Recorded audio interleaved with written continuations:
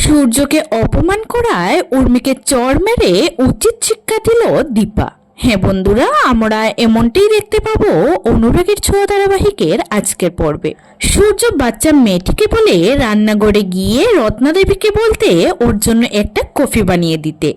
সূর্যের কথা শুনে বাচ্চা মেয়েটি রান্নাঘরে গিয়ে রত্নাদেবীকে বলে সূর্যের জন্য কফি বানিয়ে দিতে, কিন্তু উনি কোনো কথা না শুনেই ওনার জন্য চা বানিয়ে রান্নাঘর থেকে চলে যান। তাই বাচ্চা মেয়েটি আর কোনো উপায় না পেয়ে নিজের হাতে সূর্যের জন্য কফি বানিয়ে ওর ঘরে যাচ্ছিল।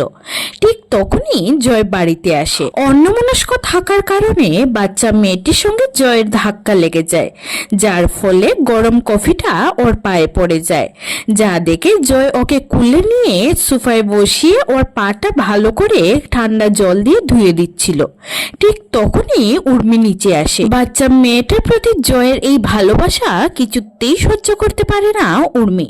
তাই উর্মি জয়কে জিজ্ঞাসা করে, তুমি এই মেয়েটাকে নিয়ে এত বাড়াবাড়ি কেন করছো? উর্মির কথা শুনে সবাই ছুটে আসে।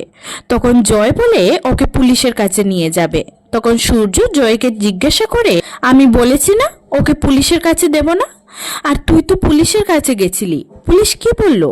গেছিলি তো নাকি নাকি অন্য কোথাও? আর এই ব্যবসার জন্য যে দীপা তোকে এতগুলো টাকা দিয়েছিল সেগুলো কোথায়? কি করেছিস তুই টাকাগুলো নিয়ে? তখন উর্মি বলে, দাদাই আপনি এইসব বলে কেন কথা ঘুরাচ্ছেন? আর আপনি মেয়েটার প্রতি এত সদয়ই বা কেন হচ্ছেন? ও এখানে কেন থাকবে? ও কি আপনার মেয়ে নাকি কোথাও রেখে এসেছিলেন ওকে? উর্মির মুখে এই কথাগুলো শুনে দীপা ওকে একটা চড় মেলে বলে, তোর সাহস হয় কি করে? মুখে যা আসে তাই বলে যাচ্ছিস? এত ভুল করেও তোর শিক্ষা হয় না তাই না?